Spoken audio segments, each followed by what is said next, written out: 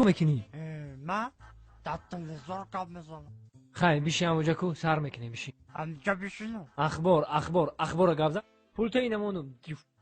السلام علیکم تماشاگران عزتمند. اینک برنامه تلویزیون اخبار است تلویزیون فیلم.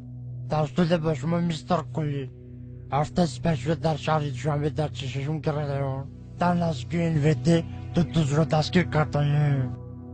صدراعظم نجمی و بهرام غفوری ساعت 12 شب بین تظاهراتگری از خونه بیرون شده و خونه عبیدالله سعدالله حمله کردند.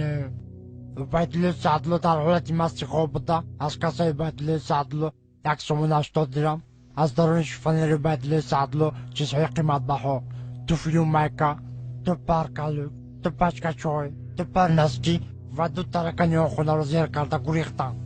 از این کارها سردار گروه میلیسیا حسن چیلا خبر شده با کارگردان کرپسه جمهوری تاجیکستان خبر داده. کارگردان کرپسه جمهوری تاجیکستان دولتمند خال کرکیبک برده قاسم از این کارها خبر شده. هرچین غارتگرها را دستگیر کرده و درون کاخ برباد بردن. صدراعظم نجمی و بهرام غفوری به درون کاخ برباد برده. صدراعظم نجمیدین زدن توبه قدم خدا و عصر میکنی. ای رو تسیه کدامی ژورنالیست دروغ میگه؟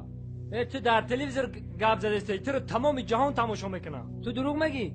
تو رو خلق بدونه چیکار میکنه؟ سنگ شب بود میکنه.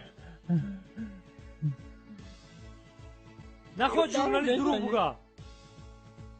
چه داره بزنی؟ تو فالبینی دروغ گفته استی.